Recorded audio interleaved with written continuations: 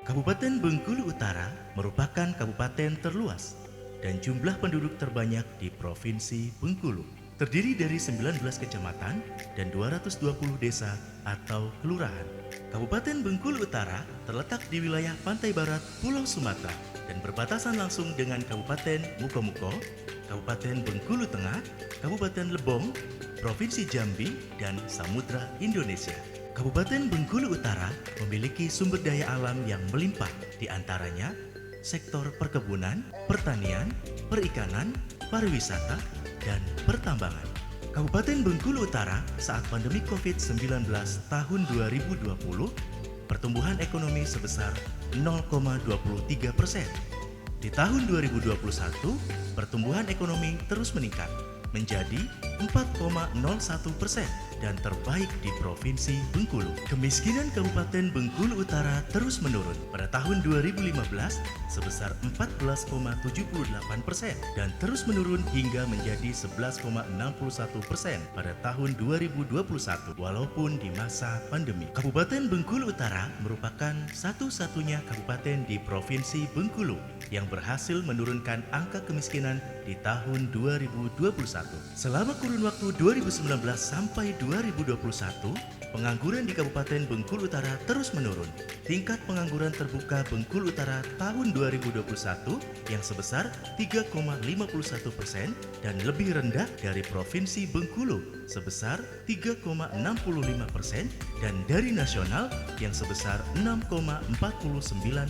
Pada tahun 2015, angka kemiskinan Kabupaten Bengkulu Utara cukup tinggi, yaitu 14,78%. Oleh karenanya, diperlukan upaya holistik dan integratif dalam percepatan penurunan angka kemiskinan di Kabupaten Bengkulu Utara. Upaya penanggulangan kemiskinan di Kabupaten Bengkulu Utara dilakukan melalui sebuah inovasi pemerintah daerah yang dinamakan dengan suatu gerakan terpadu, yaitu Gardu Penangkis, Gerakan Terpadu Penanggulangan Kemiskinan.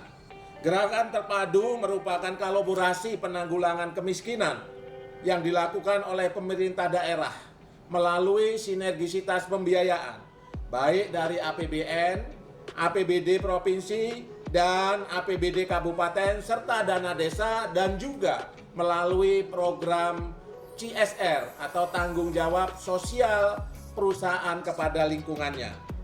Inovasi Gardu Penangkis yang telah kita deklarasikan dan dilaksanakan saat ini, beberapa program unggulannya meliputi perlindungan masyarakat, pemberdayaan ekonomi kerakyatan, kemudian meningkatkan pemberdayaan usaha ekonomi mikro dan kecil, pemberdayaan masyarakat, dan peningkatan infrastruktur dasar. Hasil yang dicapai dari inovasi Gardu Penangkis adalah menurunnya tingkat pengangguran terbuka, peningkatan pendapatan per kapita, peningkatan indeks pembangunan manusia, dan penurunan angka kemiskinan. Sesuai dengan apa yang disampaikan tadi, banyak programnya ya, bersama-sama kolaborasi ya dengan satu tujuan ya, target sasaran pas.